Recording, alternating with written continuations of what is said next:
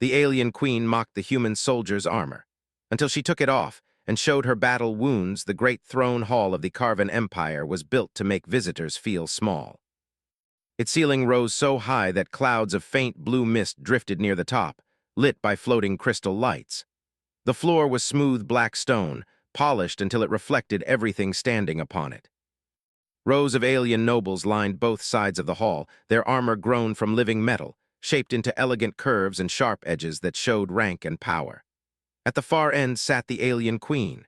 She was tall even while seated, her form regal and dangerous at once. Her armor shimmered like liquid silver, moving slowly as if it were breathing with her. A crown of hardened biocrystal rested upon her head, and her many eyes watched the lone figure standing in the center of the hall. That figure was human. Captain Elias Rowan stood straight, boots planted firmly on the cold stone floor. His armor was dull gray, scratched and scarred from years of use. The plates were uneven in places, repaired more than once with visible weld lines. It was heavy, old-fashioned by galactic standards, and clearly not grown or alive like the armor around him. Whispers spread through the hall. So that is a human soldier. That armor looks dead, like scrap metal. Is he a warrior or a walking relic? The queen leaned forward slightly, her gaze fixed on Elias. A slow smile formed on her face, sharp and amused. "This," she said, her voice carrying effortlessly through the hall, "is the champion humanity sends to speak for them." Soft laughter followed from the nobles. Elias did not move. His helmet was tucked under his arm, revealing a calm face marked by age and experience. His eyes stayed forward, focused on the queen, but his expression showed no anger, no fear. The queen rose from her throne. She descended the steps with smooth, confident movements, each step echoing loudly in the vast hall. When she reached the floor, she began to circle Elias, examining him openly without shame or caution. "So small," she said, "so fragile, and yet wrapped in all this metal." She tapped one claw lightly against his chest plate. The sound rang hollow. "Tell me, human," she continued, "does this armor make you feel strong?" More laughter followed. Elias remained silent. The queen tilted her head, amused. "You humans always hide behind things, walls. Ships, weapons, armor, you fear the touch of the universe." She stopped in front of him and met his eyes. "My people wear armor grown from our own flesh," she said proudly. "It responds to our will, it heals with us, it proves our strength. And you," she gestured to his chest again, "you wear a shell like prey." A noble stepped forward slightly and added, "Perhaps humans have no strength of their own, your majesty, only tools." The queen smiled wider. "Perhaps." Elias finally spoke.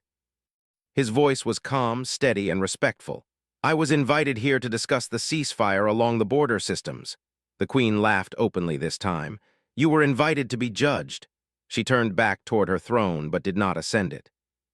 Instead, she raised her voice so all could hear. "Behold humanity's warrior," she declared, "a species so afraid of pain that they cover themselves in dead metal and call it courage." The hall echoed with approval. Elias felt the weight of their stares, but he did not flinch. Inside his armor, his breathing stayed slow and controlled.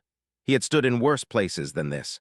Burning cities, collapsing stations, open ground under artillery fire. This was only words. The queen gestured lazily. "Tell me, Captain Rowan, have you ever fought without your armor?" "Yes," Elias replied simply. "And survived?"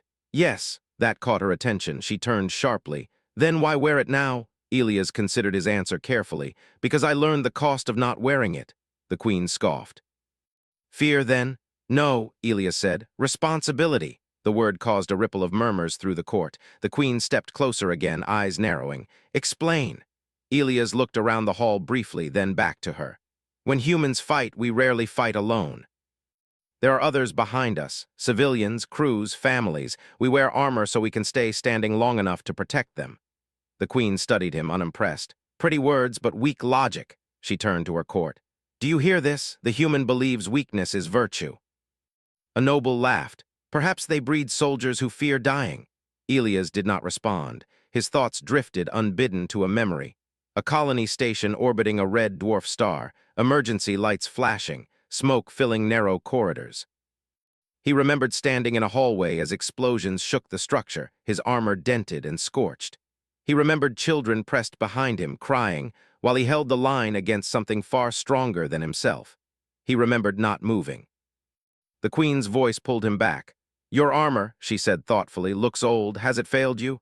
No, Elias answered. It has saved me. How many times? Elias paused. I stopped counting.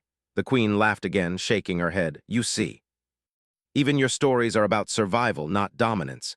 She stepped away and raised her arms slightly, her living armor rippling in response. My warriors fight to conquer, she said proudly. To prove superiority, we do not hide from pain. Pain teaches. The nobles nodded.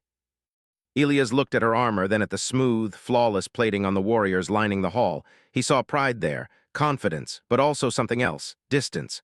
Pain teaches, Elias agreed, but it also takes. The queen waved a hand dismissively. Enough philosophy. I grow bored. She looked him up and down one last time.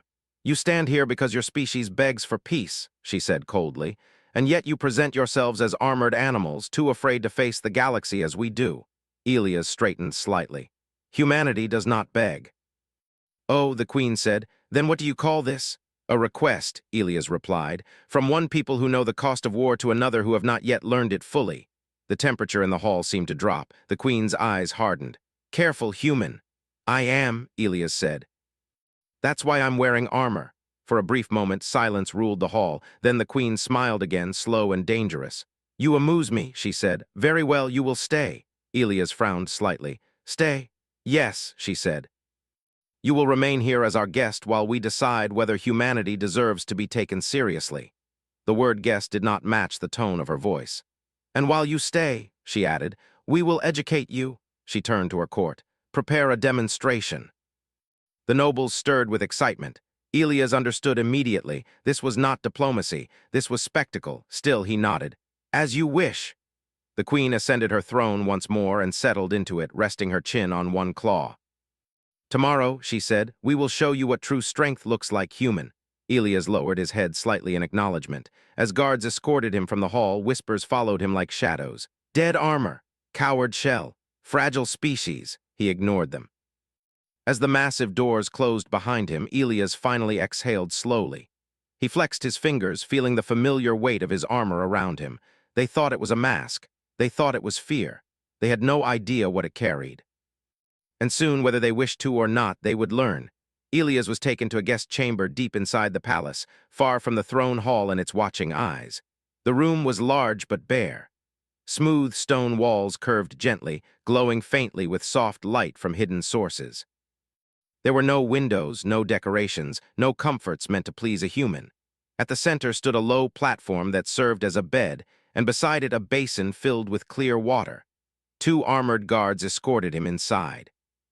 Their living armor shifted quietly as they moved, responding to their muscles like a second skin. They did not speak to him. When Elias stepped inside, they turned and left without a word. The heavy door sealed shut behind them with a deep, final sound. Elias stood still for a moment, listening. Nothing, no distant voices, no machinery, no sounds of a living palace. It was designed that way. Silence made people uneasy. Silence made them feel alone. He set his helmet down carefully on the platform and sat beside it. The armor creaked softly as he moved. He rolled his shoulders, feeling the familiar stiffness. His body ached in places that never truly healed, no matter how much time passed. He looked down at his hands. They were steady. That was good. His mind drifted again, as it often did when he was alone. He remembered a desert world under twin suns, heat shimmering in the air. His unit advancing through ruins while alarms screamed in the distance. He remembered the sound of impacts against his armor, the force knocking him back again and again. He remembered standing when others fell, not because he was stronger, because someone had to. A soft chime interrupted his thoughts. The door slid open. A single figure entered the chamber, tall and slender, wearing robes instead of armor. Their skin was pale blue, their eyes dark and watchful. They carried a small data slate held close to their chest. I am Scholar Threx, the alien said calmly. I have been assigned to observe you. Elias stood. Captain Elias Rowan. Threx inclined their head slightly. You may sit. I am not here to threaten you. Elias studied them for a moment, then sat again. Observe away. Threx glanced at the armor resting beside him. The Queen finds it fascinating. That wasn't the word she used, Elias replied. No, Threx agreed. Her Majesty enjoys provocation. They circled the room slowly as they spoke. Your species is an anomaly. You lack natural armor. You lack claws, venom, hardened skin. And yet you expand, you resist, you survive. Elias remained quiet. Threx stopped in front of him. Why? Elias looked up. Because we don't rely on what we're born with. Threx considered this. You rely on tools? Yes, Elias said, and on each other. The scholar's eyes flickered with interest. That answer is uncommon. Before Elias could reply, the door opened again. This time, the air itself seemed to change. The alien queen entered the chamber alone. She did not wear her crown now, but her living armor still flowed across her body, shifting and gleaming as if aware of every movement. Her eyes fixed on Elias immediately. "Leave us," she commanded. Threx bowed and exited without hesitation. The door sealed shut. The queen studied Elias in silence, walking slowly around him once more, just as she had in the throne hall. But here there was no audience, no laughter, no applause. "You are calm," she said at last. "Either you are very brave or very foolish." Elias met her gaze. "I've learned the difference." She stopped in front of him. "You showed restraint today. Many would have reacted to my words." "They were only words," Elias said. "Were they?" the queen asked. "Mockery is a weapon." "So is silence," Elias replied.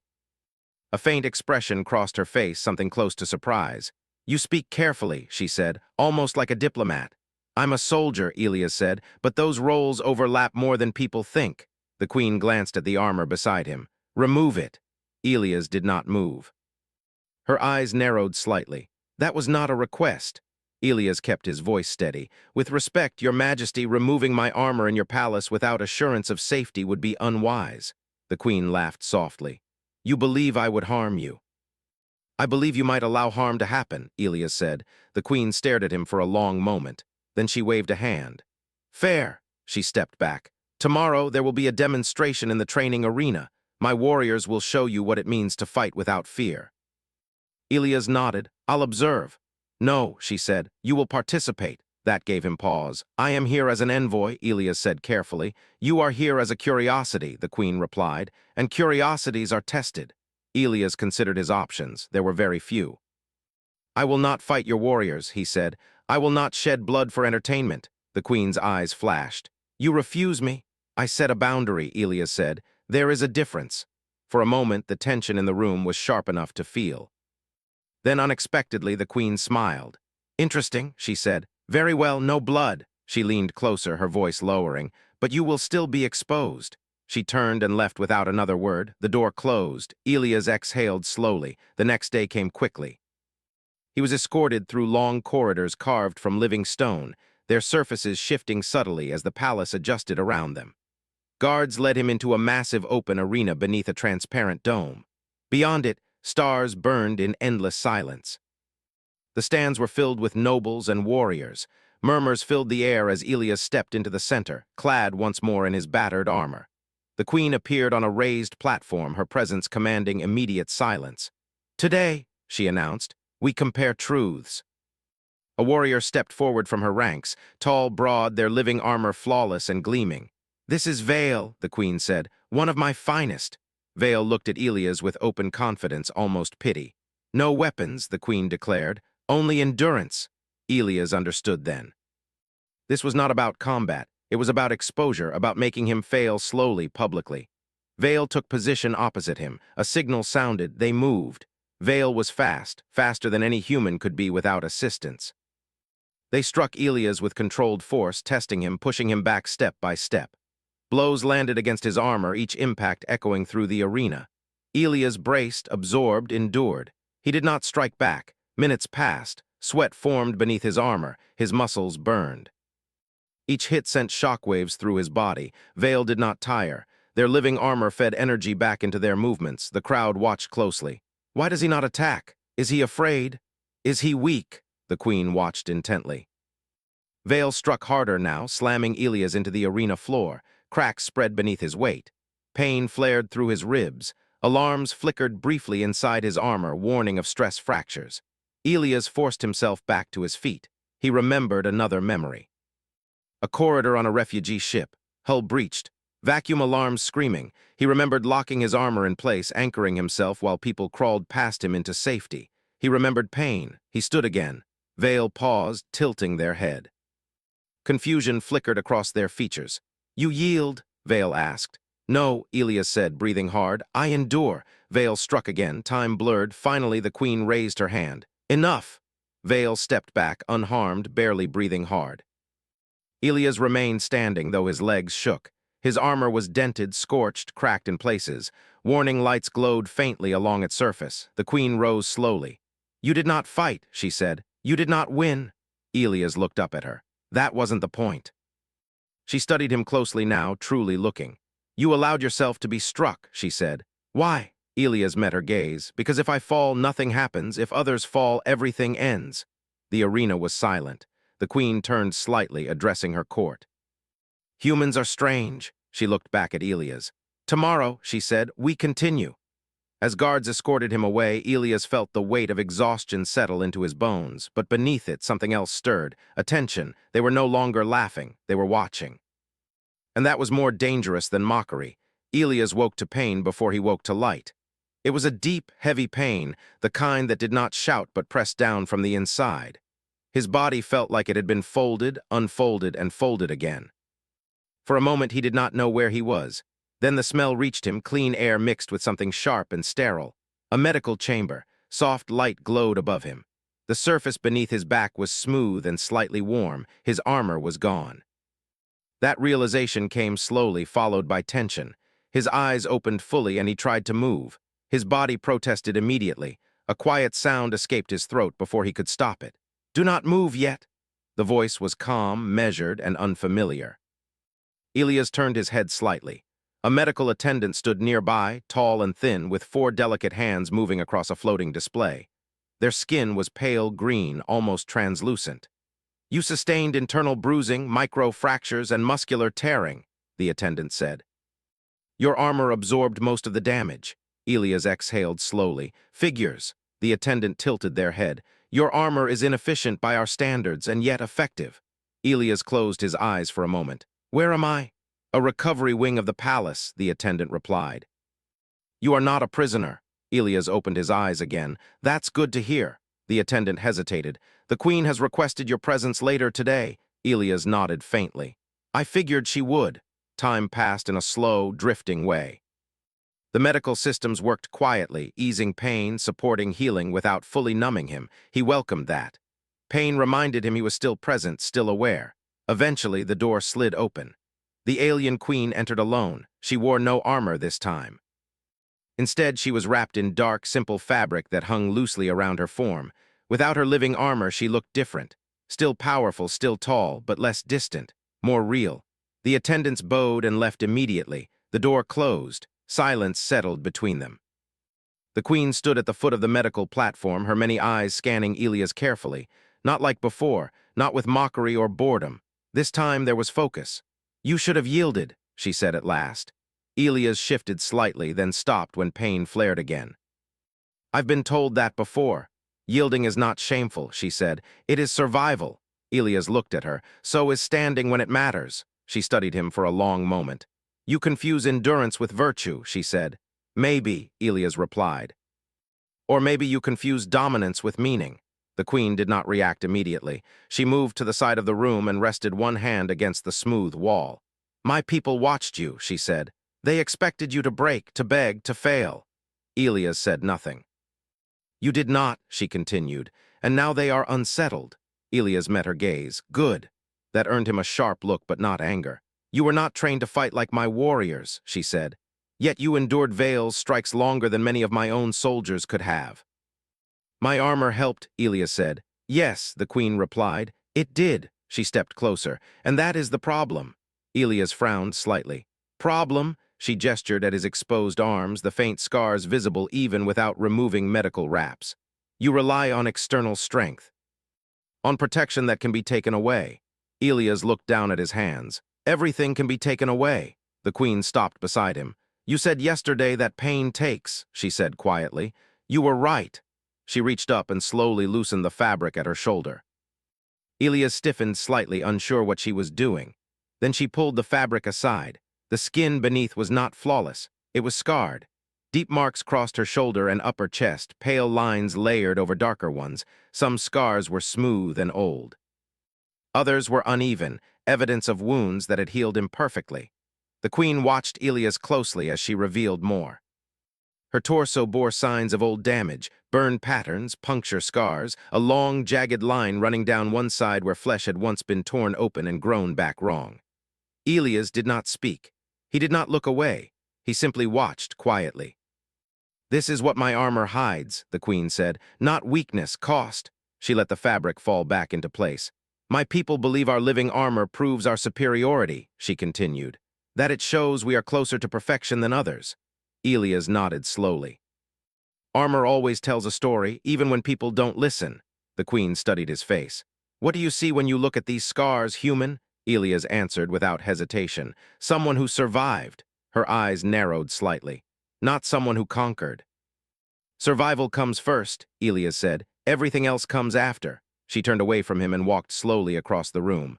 "I earned those scars through battle," she said. "Through conquest, through domination." Elias' voice was gentle. "And through luck." She stopped. Luck was not a word her people used often. "You believe I survived by chance?" she asked. "I believe everyone who survives does," Elias said. "Skill matters, strength matters, but luck decides who goes home." The queen turned back toward him, something unreadable in her expression. "My people teach that the strongest deserve to live," she said. "And humans teach," Elias replied, "that the living deserve to be protected." The words hung between them. The queen did not speak for a long time. Finally, she said, "Tomorrow you will stand before my court again." Elias' brow furrowed. "Another demonstration?" "No," she said. "A revelation." The next day, the throne hall was full once more. Nobles lined the sides, whispering eagerly. News of the humans' endurance had spread quickly. No one laughed this time. Elias stood at the center again, armored once more. His movements were slower now, controlled. Pain still lingered beneath the plates, but he ignored it. The queen sat upon her throne, fully armored, her expression calm and unreadable. She raised one hand. "Yesterday," she said, her voice carrying easily, "we tested the humans' endurance." Murmurs rippled through the hall. "Today," she continued, "we test perception." She stood. Slowly, deliberately, she began to remove her armor. Gasps echoed through the hall. Living armor was sacred. It was identity. To remove it publicly was unthinkable. Plate by plate, the shimmering biometal peeled away, retracting and softening until it slid free. Beneath it, her scars were fully visible to all. Silence fell. The queen stepped forward, unarmored, exposed. "This is what strength looks like," she said. "Not perfection, not invulnerability." She turned slightly, allowing the court to see every mark. "These wounds are not symbols of dominance," she said. "They are reminders of survival." The nobles stared, stunned. She turned her gaze toward Elias.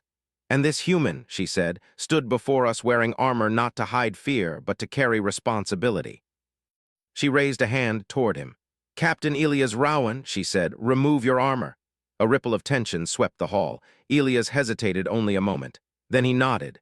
He reached for the clasps, the seals, the locks he had secured thousands of times before.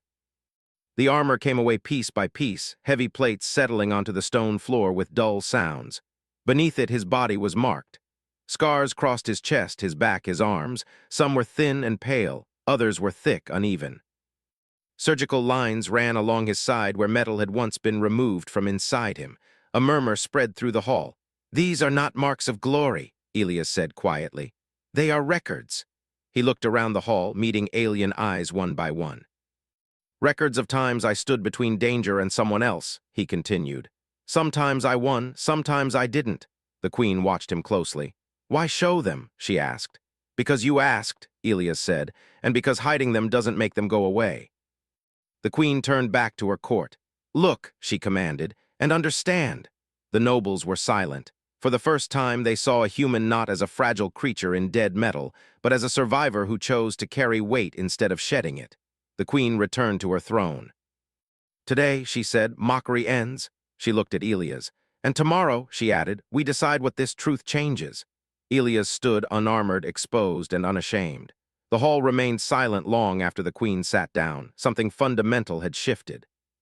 And the silence that followed did not break quickly. Elias stood in the center of the throne hall without his armor, feeling the cool air against old scars that had not seen open space in years. He kept his posture straight, even as his muscles trembled slightly from strain and fatigue. He did not hide it. He had learned long ago that hiding pain only made it louder. The alien queen sat motionless on her throne. Her court did not speak. No mocking laughter returned. No whispers dared to rise. The truth laid bare before them had stolen their voices. Finally, the queen lifted one hand. "Enough," she said. Guards moved forward at once, carrying Elias' armor back to him. They placed it carefully at his feet, not tossing it as before. Their movements were slower now, almost respectful. "You may put it on," the queen said. Elias nodded and began the familiar process. Each plate settled against his body with practiced ease. The weight returned, solid and grounding. When the final seal locked into place, he felt complete again, not stronger but steadier. The queen rose. "Court dismissed," she announced. The nobles bowed and departed quickly, many casting one last uncertain look at the human soldier. Their world had shifted, and they did not yet know where to stand. When the hall was empty except for the queen, Elias, and a small number of guards, she descended the steps and approached him. "You have changed something," she said quietly. Elias met her gaze. "That wasn't my goal. Intent matters less than outcome," she replied. She studied his armor again, but this time her expression held no mockery. "My people respect strength they can see," she said. "You showed them strength they do not understand." "That's usually how it starts," Elias said. She almost smiled. "Come," she said. "There is more you should see." Elias followed her through a side passage that led away from the public halls. The corridors here were narrower, less decorative. This part of the palace was built for function, not display. They entered a chamber filled with holographic displays and star maps. Military symbols glowed across them, marking borders, fleets, and contested systems. "This is where we decide war," the queen said, "and peace." She gestured for Elias to stand beside her. "You requested a ceasefire," she continued. "My advisors believed it was weakness." "And now?" Elias asked. "Now," she said slowly, "they are uncertain." She expanded one of the star maps, highlighting a frontier system where human and Carven forces had clashed. "My empire has never lost a war," she said. "We overwhelm, we dominate, we endure through force." Elias studied the map. "And how many wars have you won that still cost you more than you expected?" The queen did not answer immediately. "Everyone," she said at last. Elias nodded. "Same for us." She turned to him sharply. "Then why do you keep fighting?" "Because sometimes," Elias said, "not fighting costs more." The queen folded her arms. "Your species sends a single soldier to represent them, no fleet, no threat." "We sent someone who could stand here and not lie," Elias said. Her eyes narrowed slightly. "You think I lie?" "I think rulers sometimes forget what it feels like to bleed," Elias said carefully. The room grew quiet. Then the queen laughed, low and genuine. "You are dangerous," she said. "Not because of your weapons, but because you speak as if you expect consequences." "I do," Elias replied. "So do humans." She stepped closer to the display and changed the view. Another system appeared, one Elias recognized immediately. A human colony, small, poorly defended, far from core worlds. "The border skirmish was not an accident," the queen said. "Some within my court wished to test humanity, to see how quickly you would break." Elias' jaw tightened. "You attacked civilians." "They were collateral," she said, then paused. "That is what my people say." Elias did not raise his voice. "Those words don't mean much when you're the one being buried." The queen looked at the map, then slowly deactivated it. "I watched you stand in the arena," she said. "I watched you take blow after blow without striking back." "You wanted me to break," Elias said. "Yes," she admitted. "But more than that, I wanted to see what you would protect." Elias said nothing. "You protected nothing visible," she continued. "No banner, no throne, no pride." She turned to face him fully. "You protected an idea." Elias met her gaze. "That's usually what lasts." Another silence followed, heavier than before. The queen turned away and walked to a low table where two seats waited. She sat, then gestured for Elias to do the same. "You will tell me," she said, "about your scars."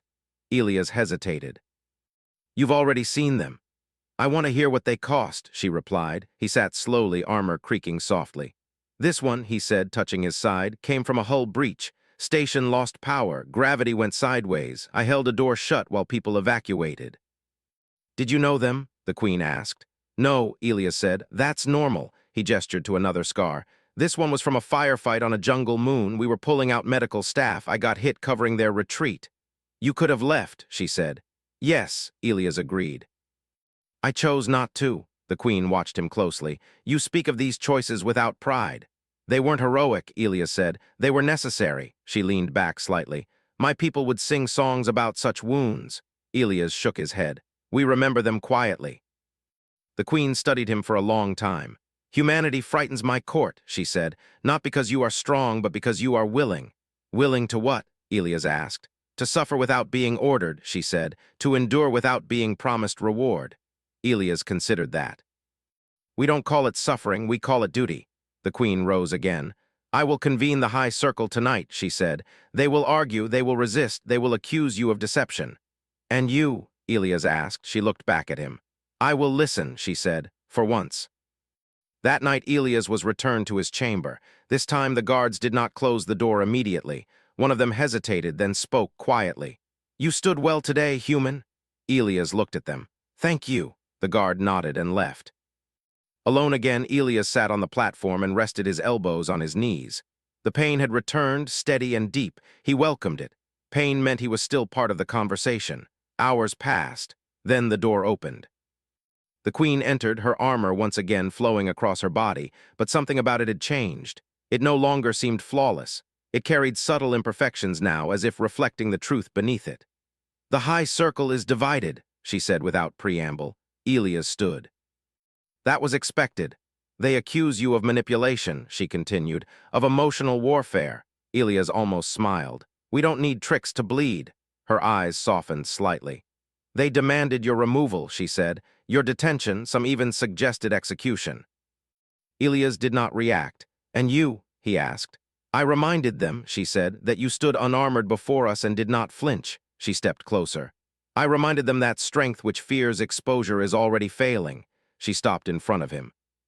The ceasefire will be accepted, she said, not as mercy, as respect. Elias released a breath he did not realize he had been holding. There will be conditions, she added. There always are, Elias said. The border systems will be neutral, she said, jointly monitored. No expansion, no tests. Elias nodded. That's fair. She studied him one last time. You will return to your people, she said, and tell them this. Elias met her gaze. Tell them what? That the Carvan Empire has learned something from a human soldier, she said. He inclined his head slightly. I will. As she turned to leave, she paused. Captain Rowan, she said. Yes. When you wear your armor, she said slowly, do you ever wish you did not have to? Elias thought carefully before answering. Every day, he said. And every day I'm grateful I can. The queen nodded once. When she left, Elias stood alone again.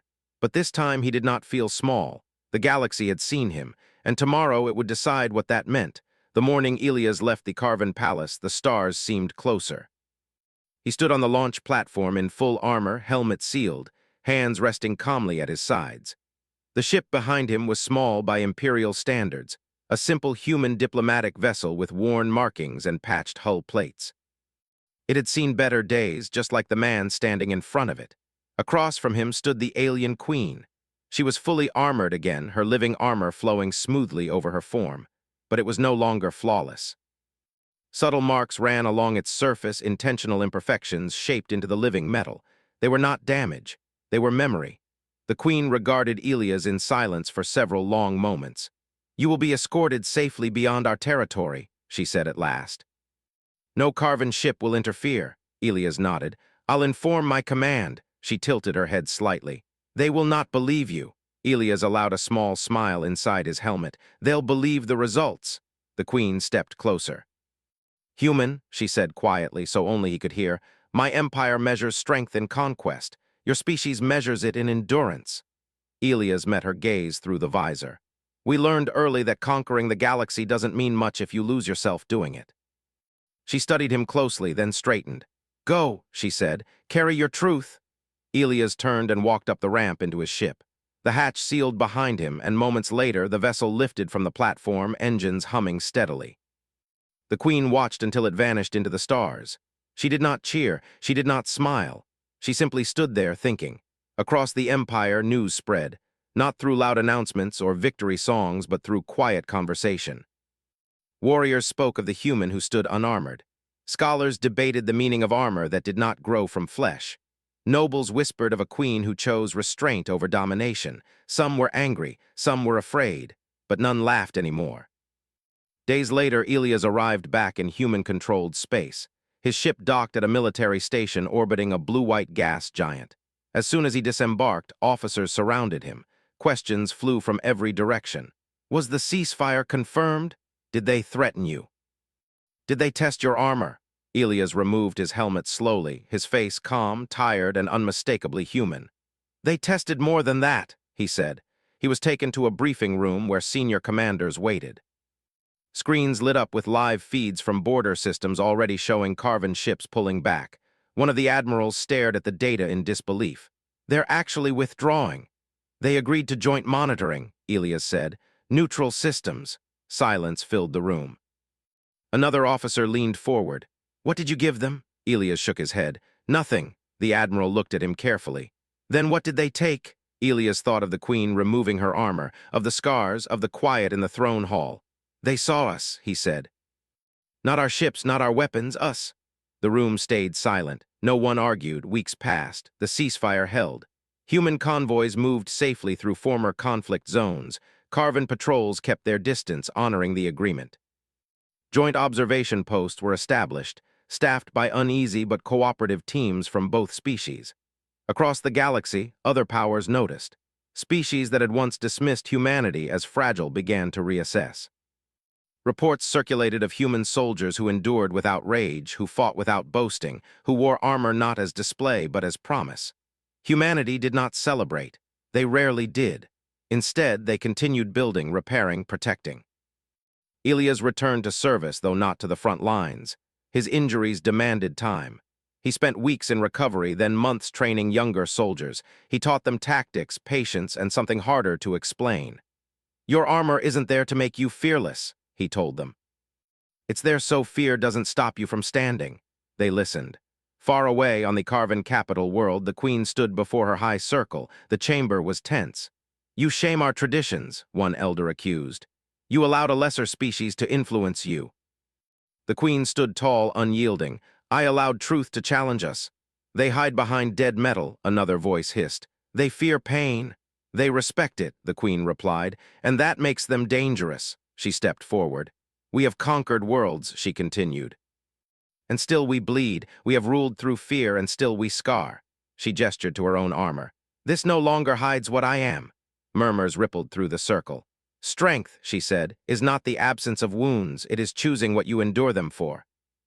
The debate lasted hours. In the end, no vote was taken. The queen did not need one. Time passed. Years even. The border between humanity and the Carven Empire remained quiet. Trade replaced skirmishes. Joint rescue missions were conducted when disasters struck neutral systems. Slowly, cautiously, trust formed, not friendship but understanding. Elias aged. His hair grayed. His movements slowed. Eventually, he retired from active duty. His armor was stored carefully, each plate catalogued, every mark preserved. One day, a message arrived. It bore the seal of the Carven Empire. Elias was invited back, not as an envoy, as an honored guest.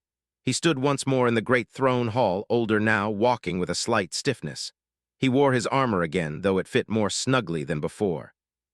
The queen descended from her throne. She too had changed. Her armor bore more marks now, deliberate and visible. Her gaze was steady, wise. You came, she said. I said I would, Elias replied. She gestured around the hall. My people no longer laugh at armor. Elias looked around. Many warriors now wore reinforced plating alongside their living armor, not replacing it, supporting it. You learned, Elias said. We adapted, she corrected. As you do. She paused, then added, my daughter will soon take the throne. Elias nodded. That's a hard transition. She has studied your species, the queen said. Your wars, your failures, your persistence. Elias smiled faintly. We've had a lot of practice. The queen looked at him seriously. She will rule differently. That's how progress works, Elias said. The queen stepped closer.